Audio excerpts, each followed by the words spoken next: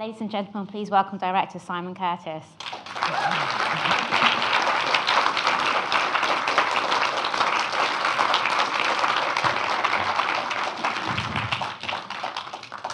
I'm going to start off with a couple of questions and then I'll open it out. There is at least one roving mic in the audience. If you can wait for that before you ask a question, that'd be super helpful. Thank you. Thank you for bringing this beautiful film to us. Thank you for all coming on a Sunday. I wanted to start from the beginning of how I know that it had been in development perhaps for a couple of years before you came on board, and then you received Frank Cottrell-Boyce's script. And what was it in that thought, I want to make this?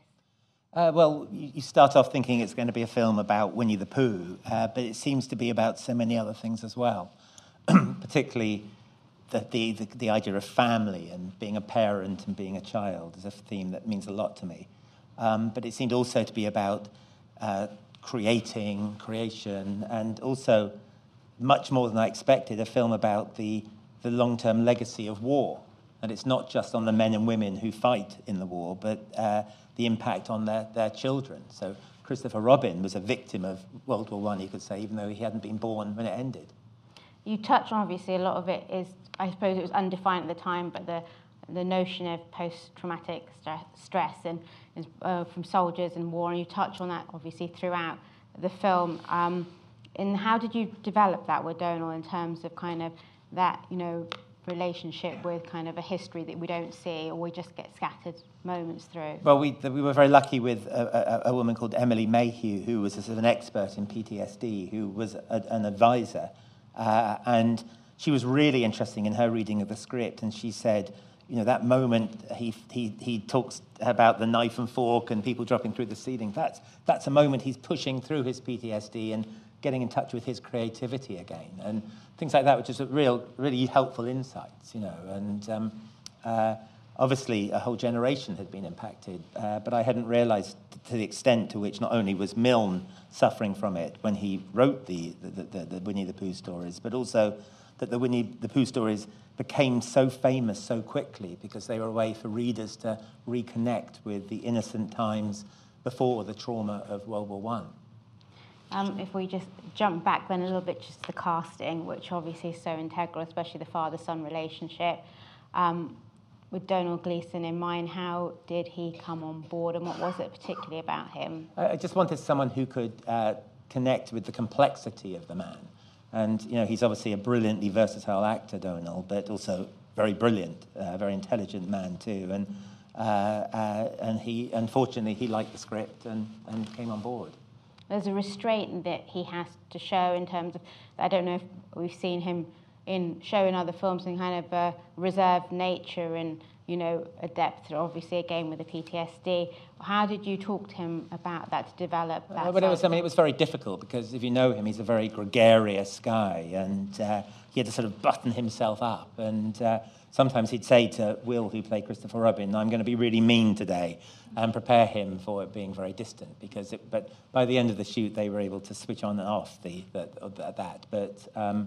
But no, capturing that restraint was definitely a big task and quite a burden. And then you mentioned Will. Obviously, so much of the film hinges on Will and the role of Christopher Robin. How did you discover him? And had he ever done anything beforehand? No, he joined Stagecoach Drama Club 2 days before the casting team wrote to the club saying, have you got anyone who might be Christopher Robin? He'd never acted before, not only not acted in a film before.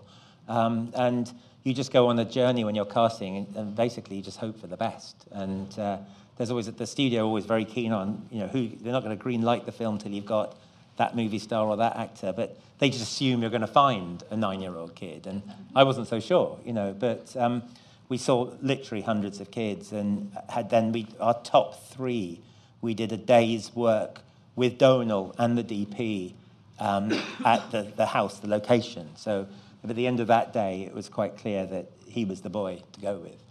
And was he familiar at all with the stories of Winnie the Pooh? Yeah, he'd been read them, yeah. Do we have any questions at this stage? Thank you.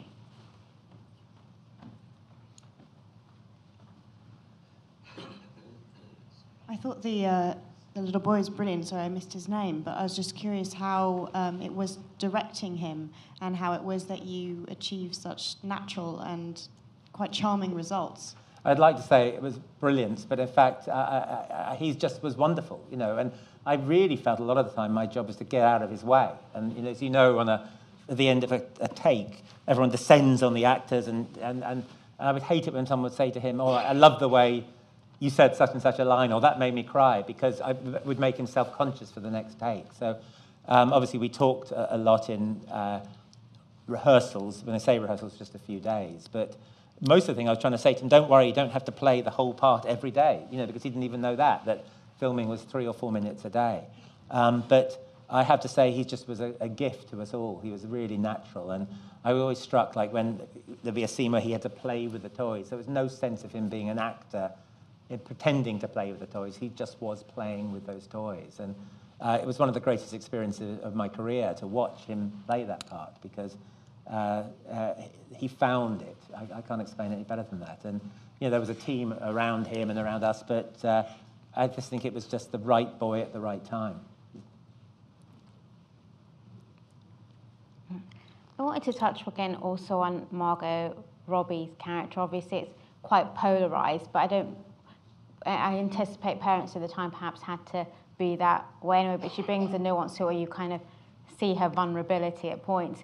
How did she come on board, and how did you work with her? Well, I mean, she was living in London at the time and had her own history with Winnie the Pooh, and was very keen on the script, and I adored her. But we were very keen to, you know, try to make the point that this is the way a lot of people were parents in that class at that time. And if you read Christopher's memoirs, he talks about how he only saw his mother for 20 minutes after breakfast and 20 minutes before bedtime. But in those 20 minutes, she was totally present and wonderful. And so those moments where she provides the toys, or that joy when she's giving him the tiger for the first time, or coming up with the voices, you know, we wanted to make that point that when she was there, she was really into him. I suppose you get an insight into how present and how much part of the stories that she created from the onset, and the kind of impact she had on them as well. But, you know, it was quite natural for a mother in that class at that time to have the baby, hand it over to the nanny, disappear off to Europe for 3 months. And, you know, I mean, that's the way. And there's someone I know who was the age Christopher Robin would have been, and an old man, he told me he only remembers his mother touching him once in his whole life. You know, I mean, that's the way it was for some people. You mentioned the memoirs, but were there any other sources, original material? Our main source was Anne Thwaite's biography of Milne, and she's a technical advisor, and in fact appears as the mayoress in the pageant scene. So yeah, she was incredibly useful telling us, and you know, and she's very defensive about, or you know, she defends Milne, if you know what I mean. So yeah. Any questions? There's one right at the back there. Thank you. How did it feel to direct such a iconic thing in pop culture? Well, obviously, the fact that it's about Winnie the Pooh is hopefully something that's going to bring people to see it. So I was excited by that. But it seems to be it's an unknown story in a sense. Like at the moment, if you think of, you know, Churchill or Queen Victoria, there's quite a lot of films on that subject, but no one really knows this story, and so that was exciting too. It covers sorry, it's a question just...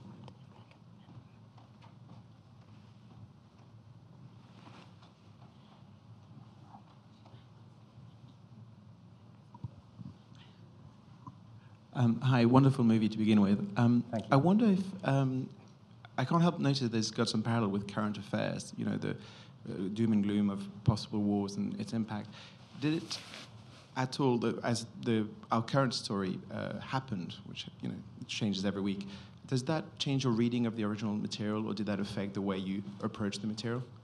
That's a good question, and no, but I would say it seems to have landed at a time where, you know, in the way I was saying, with the Winnie the Pooh stories were a comfort to audiences in a traumatic time.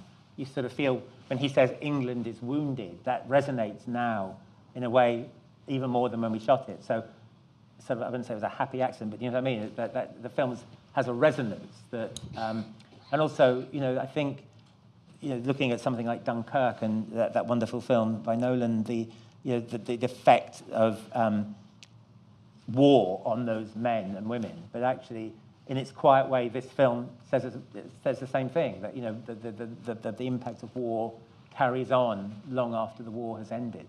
So there are a lot of topics in it that do hopefully land now. In that way, it's laid in terms of, obviously, it can be seen as a film for the family, but again, those layers add something for, an adult audience as well. Were you kind of very conscious that it could play to a different range of people? Yeah, I mean, you can't really predict that, but I just, as I say, I think Frank Cottrell Boyce, who I credit with so much of the richness of the film, our writer, he's himself a very acclaimed children's writer, and B, brilliant at writing for children. So some of those phrases that Christopher comes up with were, I don't like porridge, I just like the sound. It seems or that's a very interesting topic. It never would have occurred to me to write a line like that, and I totally credit Frank with that. And hopefully, I don't think it's a film for very young children, but hopefully, and I think that theme of fathers and sons, there's surprisingly few films about that, actually, and I think we do dig into that. Some of those images that we see are so iconic, even from all of our childhoods, in terms of kind of the red balloons and poo sticks, and how much of that were you conscious not to kind of maybe have to replicate, but create in a way that we haven't seen before, but still give us that sense of nostalgia for a childhood that we know so well? Well, I was keen to echo some of those memories. I mean, the snow scene, for example, isn't exactly a replica of the story, but it's suggested by it. But we were filming on the actual Pooh Sticks Bridge in the Ashdown Forest, and when you take your actors playing Milne and Christopher and put them on that bridge, it certainly for me had a resonance. And that rock they're sitting on at the end, actually in real life in the Ashdown Forest, has a plaque on it dedicated to A.A. Milne for introducing this view to the world. And there we are recreating that moment. So for me that is special. In terms of obviously then going on to locations, it does look magical. There's a real magical feel to it. In terms of, obviously, you've got the magic of the creation of the story, but you've got the magic in the physicality of what we see. How important was for you to capture that in kind of physical terms? Well, I always wanted it to be a film about English idyll, and what lies beneath that. And most of our I've never done a film before shot entirely on location. And this country we live in has the most magnificent houses and countryside now, and we're constantly driving like an hour and a half from London, and I was always amazed how beautiful it all was, and we also should pay tribute to the Ashdown Forest scenes. As I say, those two scenes were in the actual Ashdown Forest, but most of the wood scenes were in fact in the Queen's special woods at Windsor. Which we were very lucky to be able to use. And there they don't chop down trees. If a tree dies, they just let it fall over and it becomes part of the landscape. And it had a sort of magnificent sort of poetry. It did have a magic to it, yeah. Question? It's all right, you can probably hear me. I can. Can you tell us a little bit more about the music, which I felt transported the film to another level? Thank you. Well, it was my dream for Carter Burwell to be the composer. And I was very nervous showing him the film because he's been the first person to see some of the best films ever made. So when he came on, I was deeply thrilled. And we just talked a lot about different themes, really, and talked about Elgar and Butterworth and those English composers of the English idyll, and also talked about music of the period, and also just talked about giving it a more modern edge. So, we talked about Philip Glass and so on. So, but it was one of the most thrilling periods of my career. And he was in New York and I'd be here, and I'd wake up and he'd have emailed me a cue and I'd hear it for the first time, and it was a wonderful experience working with him. We cover obviously a theme that remains prevalent through the second half of the film is the notion of celebrity and the idea of, not wishing or getting what you wish for and being careful about it. Yeah. In terms of there's so little that's explored during that specific time period. We're bombarded with it now, but how did you want to reflect that notion of celebrity in a time where celebrity was quite limited? Yeah, I mean, I think that question absolutely nails it. That, Christopher Robin, perhaps alongside Shirley Temple and Princesses Elizabeth and Margaret, were almost the prototype child celebrities. And to be fair, the Milnes had no idea that these stories would have an impact, and they also were very at ease with that distinction that's in the film between Christopher Robin, the character, and Billy Moon, their son at home. They weren't to predict that the world would confuse that. So I always think I felt sympathetic to the Milnes because they were, as I say, it was a voyage into unknown territory. We've got 2 questions. We'll go first of all here, then we'll come to you after.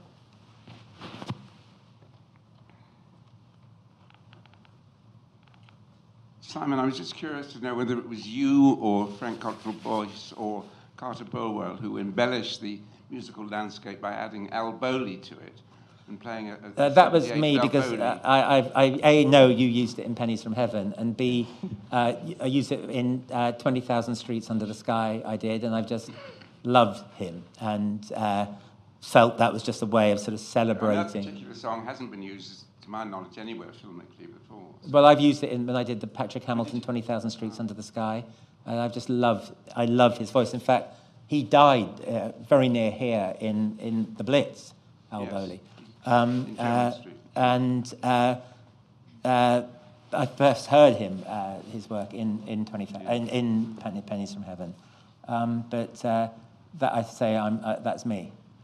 And the other curiosity I had was where you found the older boy, because there was something about his performance which had an edge and an implication, which somehow... Well, he's actually a really successful young actor, Alex Lawther. He's all over the place. And in fact, I think we all first saw him playing the young Benedict Cumberbatch in Imitation Game. And he is an actor of fantastic skill, because that's not easy coming in that late in the film and playing those big emotional scenes. So, and also feeling the right age as well.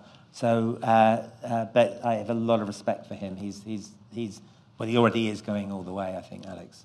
Had he spent any time at all with the younger actor on set at that time? Yeah, but not a huge amount. Not a huge amount. I mean, I think that day we were at the train station where we had them both walk into the train. They could sort of observe each other a bit. But we were very lucky to get him. Pass the microphone down, please.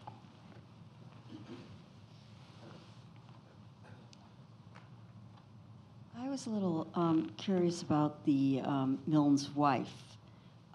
Was her character pretty much based on what you read in memoirs? Yeah, and obviously in Christopher's memoirs and the biographies we had, yeah. Really?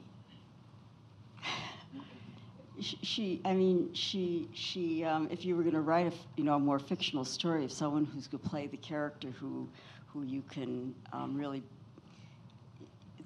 the bad guy. To me, that's what she played. She played a really bad guy, and it was very interesting to see. That's why I'm asking you how realistic it was. Well, I obviously can't guarantee, but I do know that their relationship beyond the timeline of the film was not great. I do know that. So it seems to be, and as I say, the people who know the subject better than I seem to feel it's right.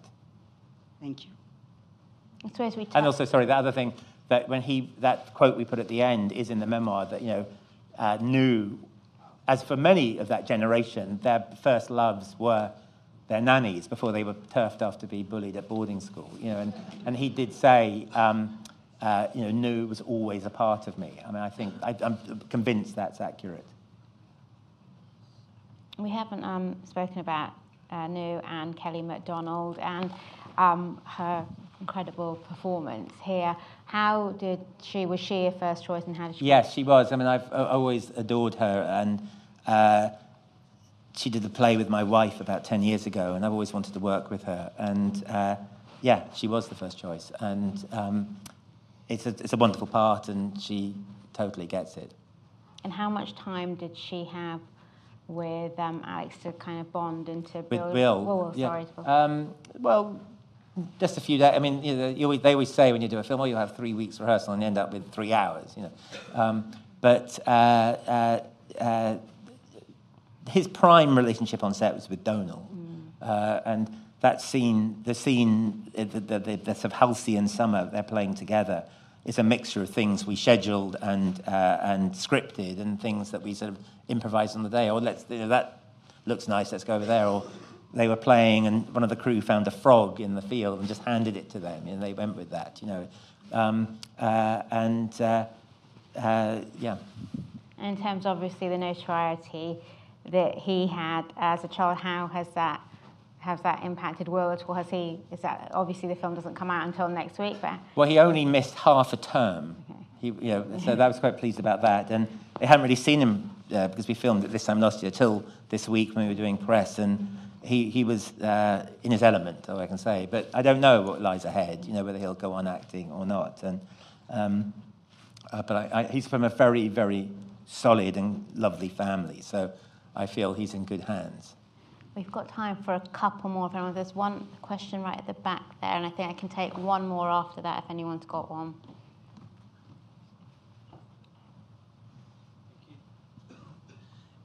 Yeah, it's a very lovely film. Thank you very much. Could you give us some specs on the film, please? How long it took to shoot, and rehearsal time, and all of that sort of stuff? Well, I can tell you it was 4 11-day fortnights, meaning it was 8 weeks shoot, 5 days, 6 days, 5 days, 6 days.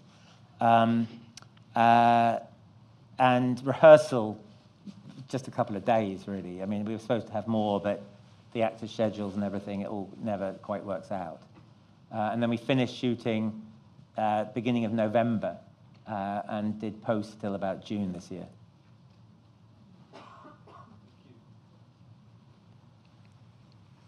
The question, just if you can pass the microphone next door. Thank you.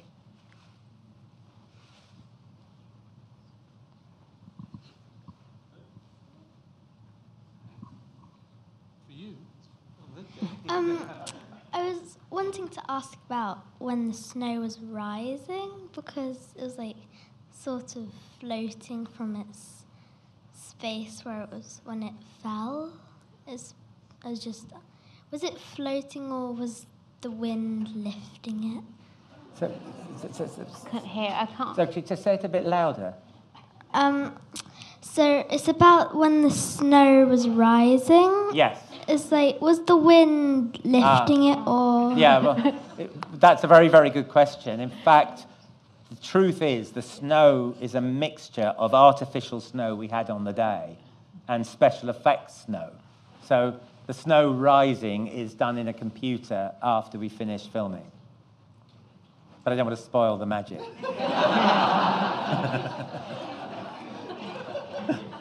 I think that might seem like a perfect... Thank you very much. Thank you.